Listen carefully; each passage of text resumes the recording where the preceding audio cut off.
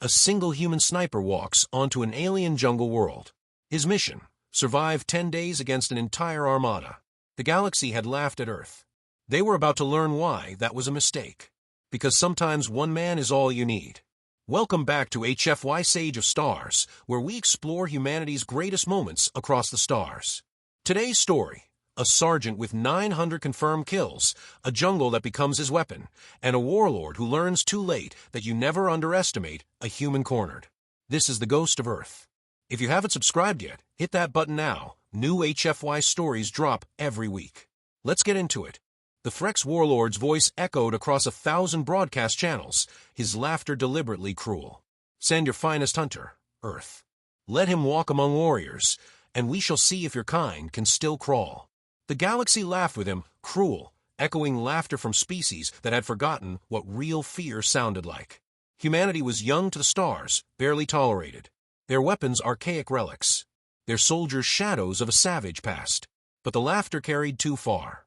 It reached Earth's cold military channels. Earth did not laugh back. In the command vessel orbiting high above the planet, General Enora convened the War Council. These were leaders who had survived too many conflicts to find humor in arrogance. The Vryell had demanded spectacle, a trial on the jungle world of Vryell, where the very atmosphere became a weapon. They'd chosen it specifically to humiliate humanity, to prove that even Earth's best could not survive a single rotation. The insult was deliberate. The message clear: humans were prey. We need an answer, Enora said quietly, that will echo longer than their laughter. Around the table, officers exchanged glances. There was only one choice: Sergeant Elias Vance. To those who had served beside him, he was called Ghost Stroot. To intelligence agencies, he was a classified file with 900 confirmed kills, though whispers suggested the true number was far higher.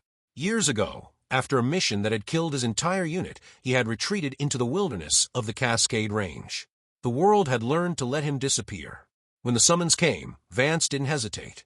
He simply packed the rifle he'd built by hand, checked its scope for dust, and walked out of exile.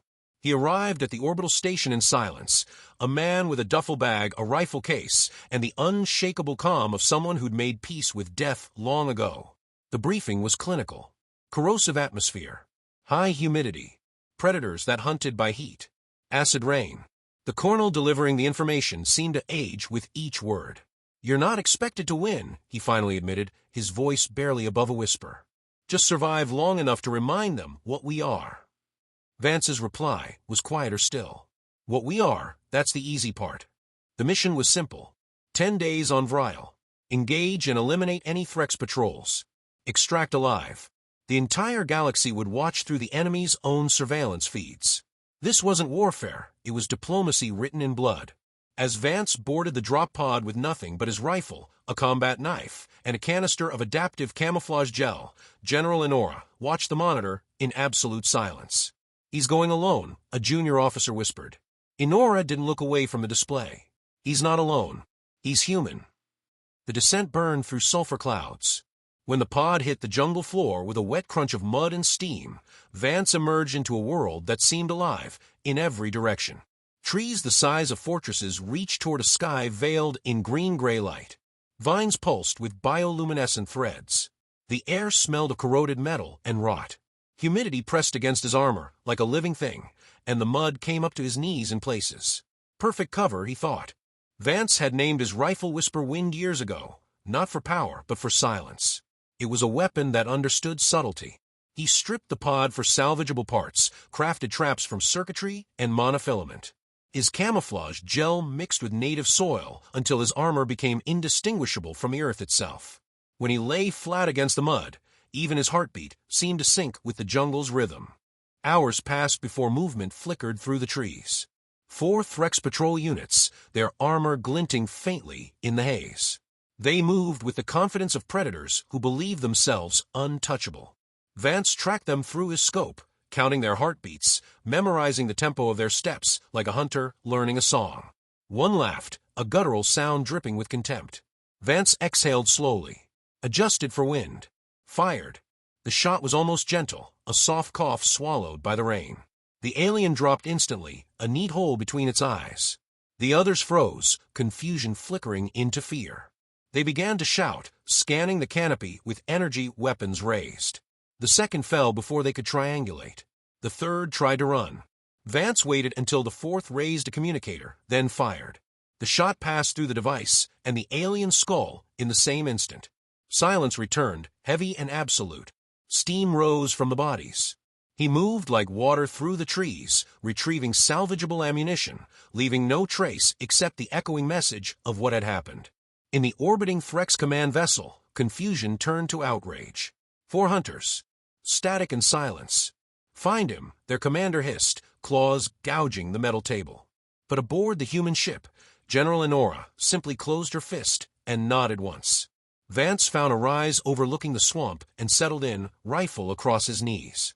Rain returned steady and cold. For the first time since landing, he allowed himself a quiet smile, not of joy, but of purpose. The hunt had truly begun, and he was exactly where he was meant to be. By midday, the jungle hummed with alien activity. Dropships pierced the clouds, flooding the terrain with infrared pulses that swept over everything. Vance pressed himself deeper into massive roots, his body slicked with soil paste and chlorophyll. His thermal signature vanished beneath the jungle's own heat signature. Through the static of his comm link, urgent Threx chatter broke through. They had named him the Phantom of Earth. Even through the distortion, he could hear tremors of fear threading through their orders. He became an architect of that fear. When they deployed trackers with heat visors and pulse drones, Vance set a trap, monofilament strung between roots. The lead tracker's armor servos locked as it brushed the line. The others turned in confusion. 3 suppressed shots later, the clearing fell silent. He used the jungle as an accomplice. When acid rain fell, he angled fragments of alien armor to redirect it, corroding their sensors. He marked paths with phosphorescent moss, paths he could navigate blind, paths that led to elaborate kills. The world became a chessboard where every vine and puddle played its part in his design. War was never chaos to Vance. It was order disguised as madness. The Threx response grew desperate. They launched illumination flares that burned for hours, turning the jungle into a surreal landscape of gold light and shadow. Vance adapted again, smearing reflective mud across his armor and scope. He used their own light as a weapon. One shot took out a drone mid-flight. Another shattered a commander's breathing apparatus with a gurgling hiss. Each encounter etched deeper lines into his face, though he rarely allowed himself to feel them. In the silent hours between hunts, when rain drummed against his helmet and the jungle's song quieted to a whisper, he thought of Earth. Not the generals or the mission, but the wind against pine trees, the soft hum of rifle cleaning by firelight. This wasn't about vengeance or pride. It was proof. Proof that human instinct, sharpened by centuries of survival, could not be mocked by those who treated war as spectacle. By the 7th day, smoke rose from burning sections of jungle. The Threx were flushing him out. The flames illuminated twisted roots and bones of ancient trees. Vance moved through the inferno, low, deliberate, each step calculated between bursts of falling ash. Through the haze, a figure emerged. A warlord in dark armor that pulsed with cold light. Karth Ven had arrived. "You've earned my attention, human."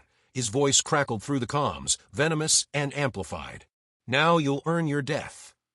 Vance crouched, watching him through the crosshairs. For the first time since landing, he felt something unexpected. Not arrogance, but recognition. The respect that predators share before the kill. The kind of understanding that transcends species. He whispered to the rifle as though to an old friend. "Just you and me now." He didn't fire. Not yet. Some duels deserve silence. Thunder rolled across Vryell's swollen sky, promising judgment. The storm arrived with the force of reckoning, tearing through the canopy in sheets of water that hissed against burning leaves. Lightning fractured the darkness, revealing scorched armor and shattered trees. Vance moved through the deluge like an instrument of intent. Every step deliberate, every breath controlled. This was the moment he'd waited for, the chaos that stripped warfare down to its simplest truth. Only the one who endures wins. Karth's armor gleamed faintly through the mist, a moving constellation of blue light in the ruin. The warlord advanced with the slow patience of a predator who knew its prey had nowhere left to run. Vance crouched low, hands steady on whisperwind stock, eyes narrowing as raindrops streaked the lens.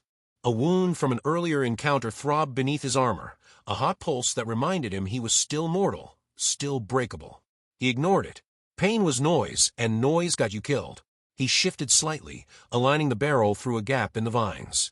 Karth stopped, as if scenting the air. You hide well, human. But the jungle burns. Your ghosts burn with it. Vance said nothing. Silence was his answer. The rain thickened, drowning sound and sight alike. For a moment, both hunters were just silhouettes locked and waiting. Karth moved first.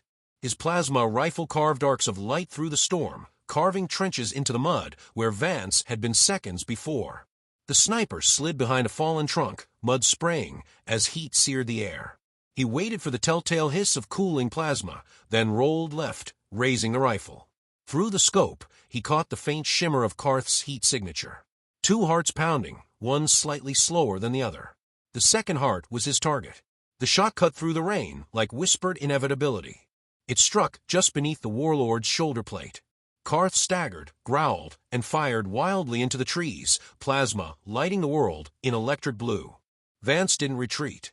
He crawled closer, closing the distance, using the storm's roar as camouflage. The alien's breathing became ragged, arrogance replaced by something heavier. You think you've won, ape? You kill in shadows. I fight in light. Light doesn't matter, Vance murmured, though no one could hear him. Only silence does. They met in a flooded clearing. Lightning illuminated them in brief, violent flashes, soldier and warlord, predator and prey, both too stubborn to claim either role. Karth towered above him, his plasma rifle discarded for a blade forged from his own armor. Vance let his rifle drop, drawing his combat knife in one fluid motion. For a moment they circled. Karth lunged, the blade humming through the air with a vibration that rattled in Vance's ribs. He ducked under the strike, driving his knife into a joint between armor plates. The alien roared, slamming a fist into Vance's chest and sending him sprawling into the mud. The impact drove the air from his lungs. He didn't stay down. As Karth advanced for the killing blow, Vance reached through the muck, fingers finding his rifle. He dragged it up just as the blade descended. The shot fired from barely 10 feet away tore through Karth's secondary heart and shattered the armor from within. The alien froze, blade suspended mid-swing. Then he collapsed forward into the water with a sound more like surrender than defeat. For a long time, Vance didn't move. The rain softened to a steady drizzle. The jungle, once filled with screams and thunder, fell eerily quiet. He rose slowly, pain radiating through his side where Karth's strike had grazed him. The wound burned, but it wasn't mortal. He knelt beside the fallen warlord, watching the last light fade from the alien's armor. You fought well, he said quietly. It wasn't praise. It was acknowledgement. In death, even enemies deserve that. He signaled for extraction. Above, the storm clouds thinned, revealing the dim, fractured light of Vryell's twin suns. The dropship descended, its engines rippling the pools around him. Vance felt the weight of what he'd done settle over him like armor. Not pride, not victory. Something deeper, the bone-deep understanding that he'd once again become what humanity called upon when dignity was on the line. He'd killed to remind the galaxy that humans were not a race to be laughed at. They were survivors. And survival was the oldest form of warfare. When the ramp lowered, he stepped aboard without looking back. The operator met his eyes briefly, then looked away. Mission complete, she said. He only nodded. Days later, aboard the command vessel, General Enora reviewed the combat footage in her dimly lit office. Karth's fall, the quiet after. It played again and again. Around her, aides whispered statistics. 1 man deployed. 1 man extracted. 147 hostiles neutralized. She dismissed them with a wave. Numbers couldn't capture what had happened on Vryell. They never could. Send a report, she said, and shut the feeds down.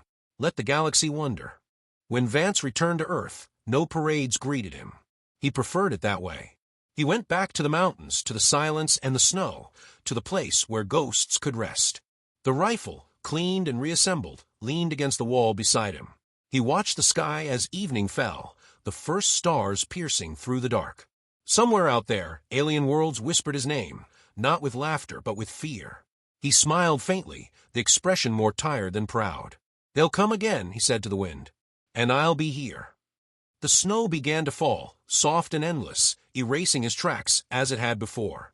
In the quiet, his legend grew larger than the man himself. A story retold across 1,000 worlds. They called him the ghost of Earth, the one who hunted gods in the rain.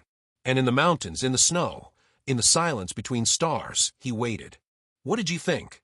One man against an empire. Did he deserve to walk away? Drop a comment below and let me know. Who's your favorite HFY protagonist? What human trait would you take to the stars? Bell subscribe for more stories of humanity's greatest moments. Thumbs up, like if this reminded you why we never give up. Link share with someone who loves humanity. Yes stories. See you in the next one.